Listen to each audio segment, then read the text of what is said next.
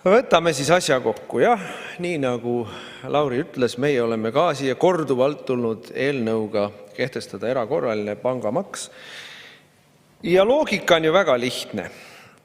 Meil on koalitsioon, kes nüüd on parempoolne koalitsioon, nüüd tuleb makse langetama meile jutu järgi, kes on kehtestanud automaksu, kes on tõstnud tulumaksu, kes on tõstnud käibemaksu mitu korda, tulumaksu ka mitu korda, kes on tõstnud kõiki aktsiisimakse, kes on tõstnud maamaksu, kes on ära võtnud peretoetusi, on ära võtnud lastega kodus oleva ema tervisekindlustuse, on kinni pannud maakoole, on vähendanud teede ehitust ja teehooldust, on kärpinud huviharidust, sest raha ei ole.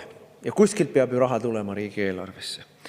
Aga siis on üks püha lehm, mida me ei saa puudutada. No mitte mingil juhul ei saa puudutada, sest siis kukub taevas alla, majandus kukub kokku, ettevõtlus jääb seisma ja ei tohi.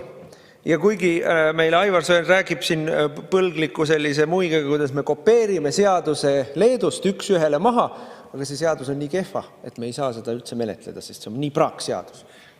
Ma ei tea, kas koopiapaber oli praak või oli leedukad tegid kehva tööd. Igatahes Leedu eelarvesse tuli sellega kõvasti raha, 100 miljoneid. Meie arutame siin, mida järgmiseks kärpida.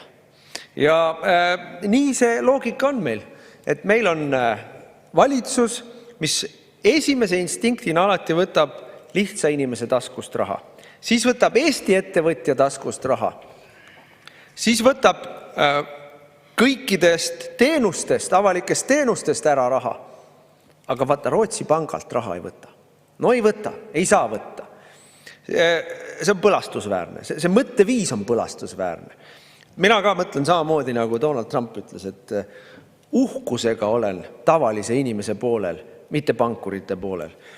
Nii et ma soovitaksin siiski hoolikalt läbi mõelda, ennem kui te selle eelnõu jälle prügikasti loobite. Aitäh!